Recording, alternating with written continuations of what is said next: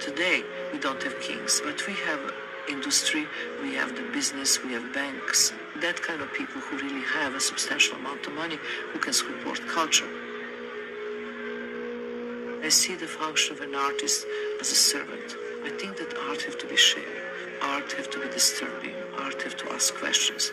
Art have to predict future in some cases, and have to have many layers of meaning.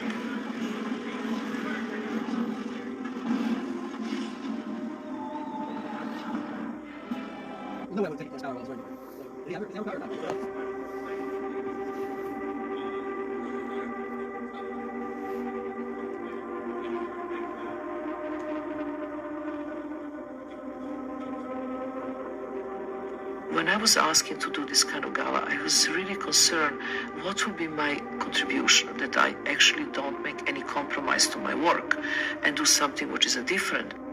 I don't think that I should only provide entertainment. I have to create situations that are actually not on ease and to come with the experience you didn't have before.